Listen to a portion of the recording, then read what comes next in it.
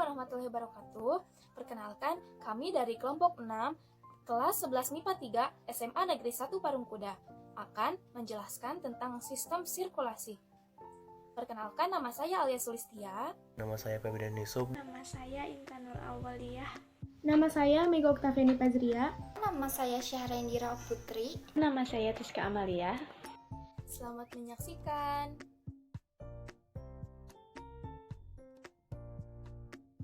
Darah merupakan cairan tubuh yang terbentuk dari jaringan hidup yang ada dalam tubuh.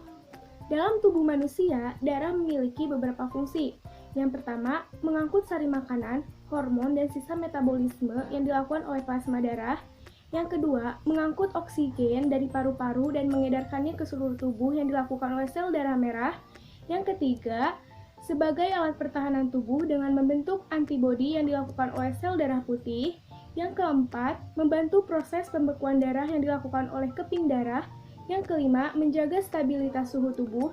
Dan yang keenam adalah mengatur keseimbangan asam dan basa. Darah memiliki komposisi sekitar 55% cairan darah atau plasma dan 45% sel-sel darah. Terdapat 3 jenis sel darah.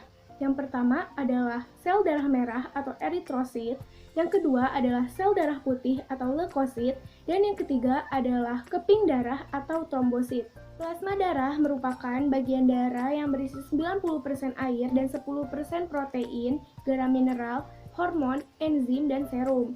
Plasma darah berperan dalam pengangkutan sari-sari makanan, hormon, dan sisa metabolisme.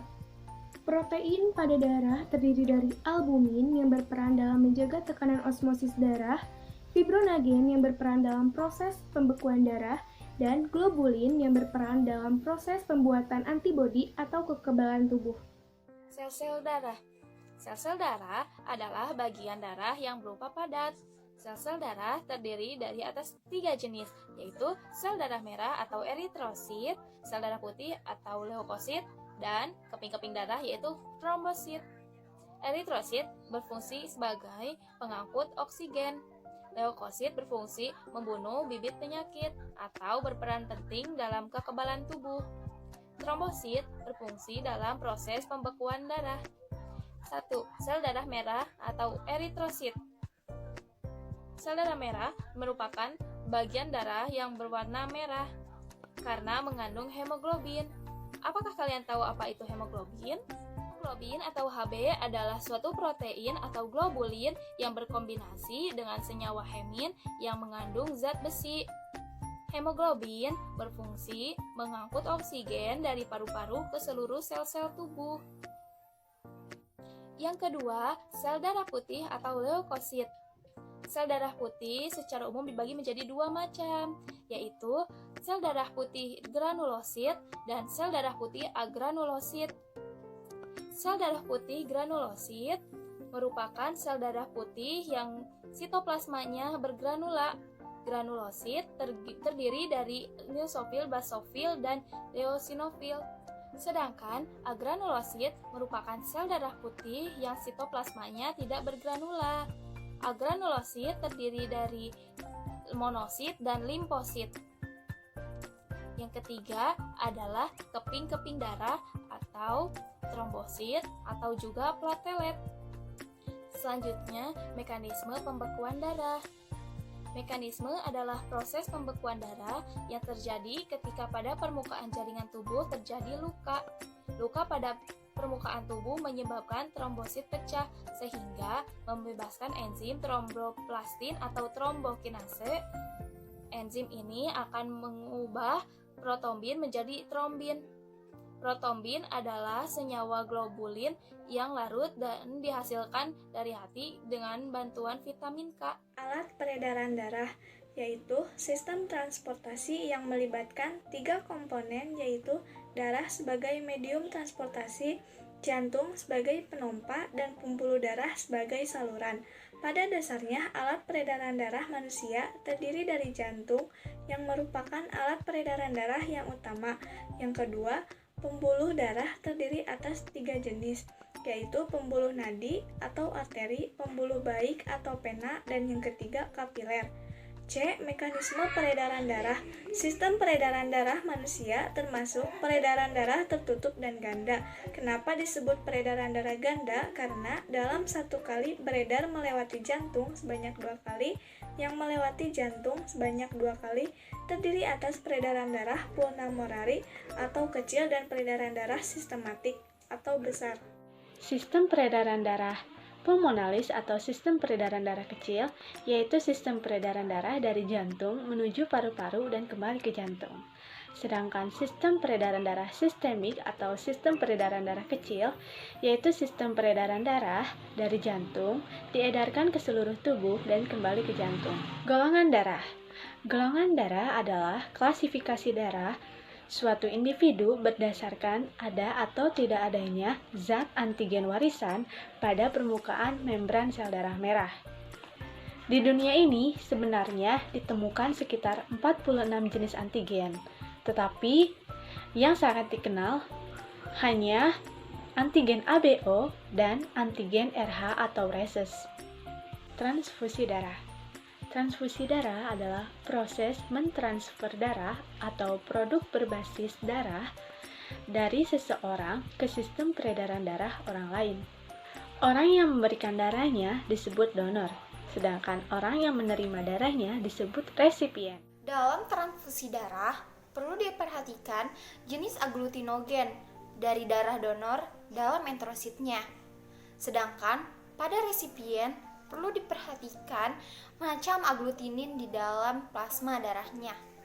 Dapat disimpulkan bahwa golongan darah O disebut sebagai donor universal, yang artinya golongan darah O dapat memberikan darahnya pada semua golongan darah, baik A, B maupun AB.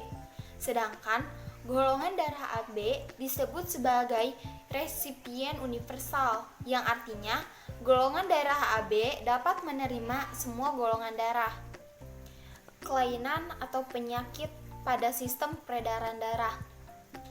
Kelainan atau penyakit ini sering kita jumpai pada seseorang. Salah satunya adalah leukemia.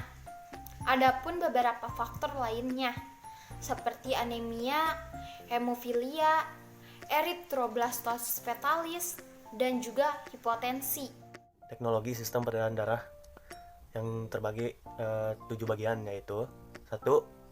Ekokardiograf atau ECG adalah suatu teknik untuk mengetahui struktur internal. Yang kedua, pemindaian dengan bahan radioaktif adalah cara yang aman untuk mendeteksi adanya penyakit jantung. Yang ketiga, operasi bypass atau sering disebut CABG, bedah pintas koroner, adalah teknik revaskulasi membuat saluran baru. Yang keempat, terapi gen merupakan suatu teknik untuk menumbuhkan pembuluh darah baru dengan cara menyuntikkan beberapa salinan gen yang mengkode VEGF kepada tubuh pasien. Yang kelima, angioplasti. Angioplasti adalah teknik untuk membuka sumbatan baru plak atau timbunan lemak pada pembuluh darah. Yang keenam adalah transplantasi jantung, merupakan teknik yang dianggap terbilang paling sukses. Banyak pasien yang antri menunggu ketersediaan organ jantung. Yang ketujuh, pacemaker adalah alat pemacu detak jantung berupa sebuah perangkat bertenaga baterai. Sistem limfatik merupakan jalur tambahan dari sistem sirkulasi. Fungsi sistem limpatik yaitu 1. Mengembalikan kelebihan cairan jaringan, 2. Mengendalikan kualitas aliran cairan jaringan, 3. Mengeluarkan zat-zat yang bersifat toksin dan debris sel atau sel yang sudah rusak, keempat adalah mengangkut lemak yang sudah berbentuk emulsi dari usus ke sistem peredaran darah. Saluran khusus yang mengangkut lemak adalah lakteal atau saluran limfa. 5. Mengembalikan protein plasma ke dalam sirkulasi agar protein plasma tidak terakumulasi dan tidak mengganggu dinamika kapiler. 6. Mengangkut limfosit dari kelenjar limfa ke sirkulasi darah. 7. Menyaring dan menghancurkan mikroorganisme. 8. dan menghasilkan zat antibodi untuk melindungi tubuh terhadap infeksi. Sistem limfa terdiri atas organ yang memproduksi dan menyimpan limfosit, pembuluh limfa, dan cairan limfa. 1. Organ limfa terdiri antara lain nodus limfa, berfungsi menyaring dan menghasilkan partikel asing, misalnya bakteri, agar tidak menyebar ke jaringan tubuh. Selanjutnya ada kelenjar timus, kelenjar amandel atau tosil, yang berfungsi menahan mikroorganisme, misalnya bakteri dari virus, yang masuk melalui mulut, hidung, dan kerongkongan. Dan yang terakhir ada limfa atau alien, yang berfungsi menghasilkan limfosit dan zat antibodi, menghancurkan sel darah putih dan trombosit, serta menghasilkan sel darah merah pada masa janin. 2. Pembuluh limfa terdapat di seluruh tubuh dan organ tubuh kecuali saraf pusat, bola mata, kartilago, dan tulang. Pembuluh limfa berupa vena kecil yang memiliki banyak katup serta berdinding transparan dan sangat permeabel sehingga partikel yang berukuran sangat besar dapat masuk ke dalam jaringan.